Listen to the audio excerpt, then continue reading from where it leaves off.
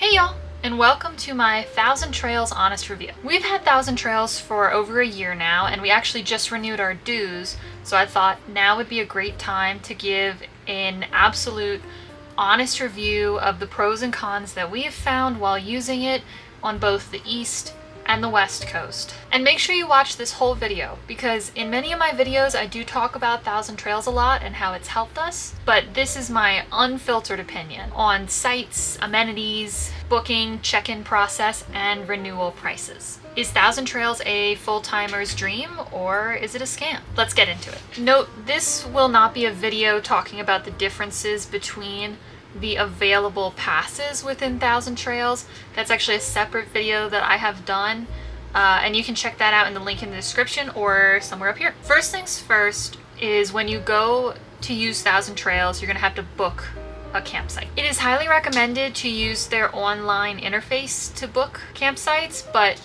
you can call the phone number if you do need assistance. Normal bookings are super easy. You log in, find the campground you want to go to, as long as it is part of your pass, and then check to see if your dates are available. The only issue we had when trying to book was when we were trying to book the Florida Keys in the tail end of summer. Those campgrounds are highly coveted, so we didn't end up getting a spot, but every other time we've booked for 1,000 Trails, it's been super quick and easy. You can use your online account to edit your trip, view your trip, or cancel it if you have to. There is no penalty to cancel or edit bookings.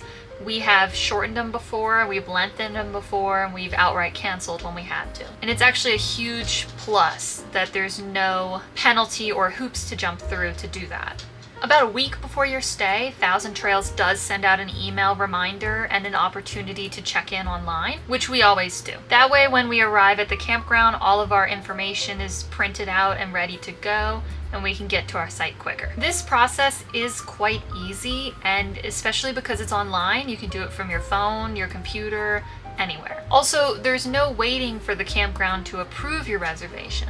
When you book it online, you immediately know whether or not it's available, and then you can plan the rest of your trip. Here's our biggest grief about 1,000 Trails: picking a site. 1,000 Trail campgrounds operate on a first-come, first-served basis, which can be totally fine in larger campgrounds, like the Orlando 1,000 Trails, which has 500 and something spots.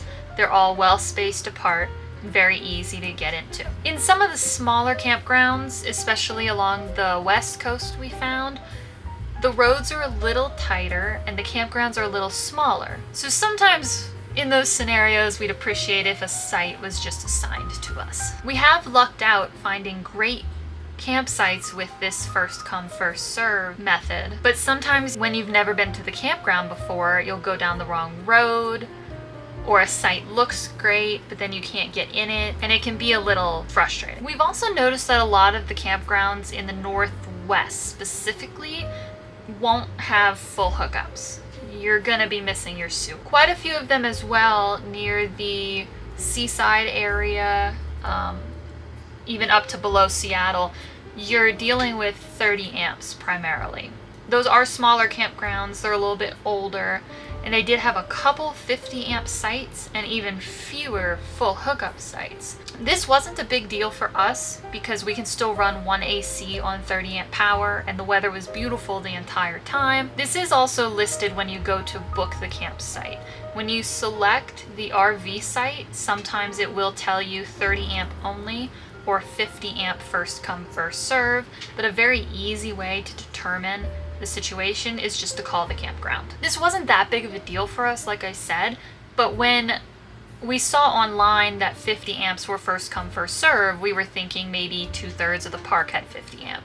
It was more like 3 sites had 50 amp. And of course this varies campground to campground, but it was just a little different to us after staying in Alabama and Florida, 1,000 Trails. This also kind of plays into that first come first serve thing, where we did see quite a few times that a 50 amp site was occupied by a camper that could only take 30 amp. So it was almost a little unfair, because then the 50 amp rigs had to go into 30 amp spots that had opened up, and they couldn't get as much power as they needed. 1,000 Trails is beginning to roll out at select campgrounds the ability to mention the type of power you need when you're completing that online check-in the week before. I'm not exactly sure if this will translate into blocking off certain sites for certain types of rigs, but maybe this will help that frustration. Amenities are my favorite campground topic because people seem to hate campground bathrooms so much, and I'm always curious. Campgrounds with hot tubs are my absolute favorite. I don't typically get in the pools, but I will enjoy the hot tub every now and then. Have you noticed that many hotels nowadays have actually bricked over their hot tubs? We noticed this when we were staying in hotels instead of the camper when we went to Arkansas for the eclipse earlier this year. It was kind of lame because you'd see the signs for the hot tub still, but then when you get there, it's gone. That's why I love campgrounds with hot tubs. Thousand Trails bathrooms are typically a hit or miss how they're laid out, just like all campgrounds are.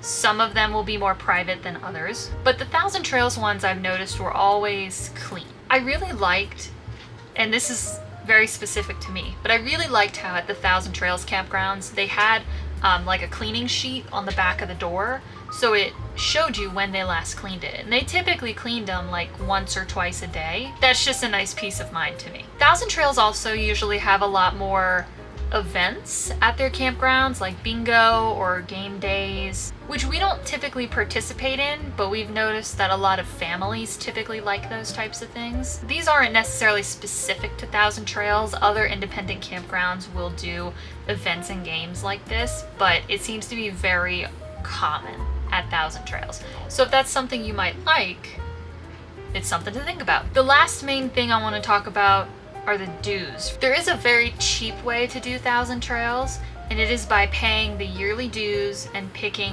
one region to camp in. In this case, you would pay just the dues, and the dues are a yearly fee. Both the dues and trails collection can increase in price as costs and whatnot fluctuate, but you can pause if you want to take a break. Like, you don't have to sign up for Thousand Trails and then pay for the trails collection forever. We've personally decided that if we are staying stationary for more than 6 months, it might be more beneficial to pause. If you upgrade, you only have to pay the upgrade cost once, but then you'll still have to pay the dues and then the trails collection if you choose to add that each year. We just paid our dues and trails collection for the year, as we found the trails collection to be very useful for our specific travel scenario, and it came to about $80-ish a month was the breakdown. We do budget and save throughout the year with the intent of paying our dues up front so that we don't have to think about the monthly payment, and when we book our campgrounds and it says $0, it is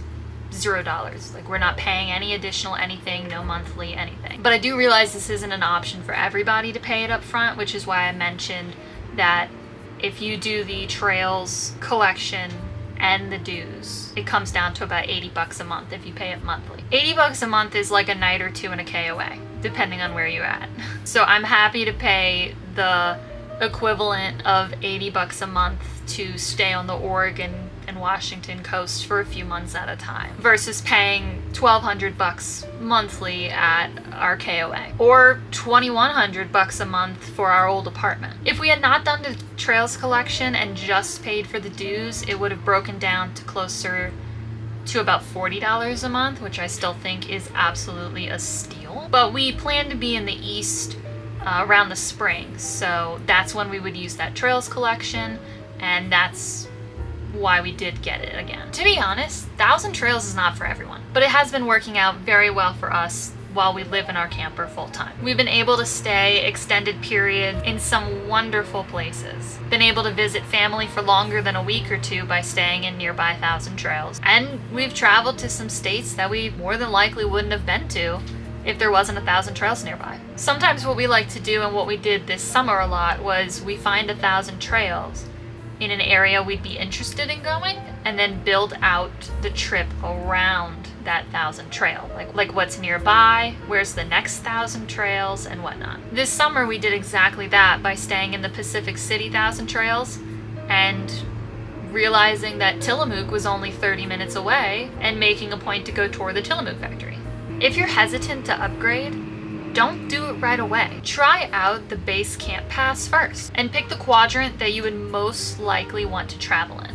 Whether it's the quadrant that you currently live in, or if you want to spend a summer traveling in a different quadrant, pick that one. Maybe skip the trails collection if it won't benefit you. We started out with the camp pass before we went full timing, and full timing is what made us want to upgrade, if I'm being honest, so that we could have the whole country of campgrounds to camp in. If we hadn't gone full timing, we might have stuck with just the northwest quadrant, because that's the area we would have been in. But we are definitely happy that we upgraded to connections, as it serves our full timing needs the best. If you made it this far in the video, thank you for watching. I make these videos in my spare time to share the information that I would have wanted to see while I was originally researching 1,000 Trails. If you're curious to learn more, I did put some contact information in the description, or feel free to ask questions in the comments, and I'll try my best to answer from my personal experiences, as I am not an agent.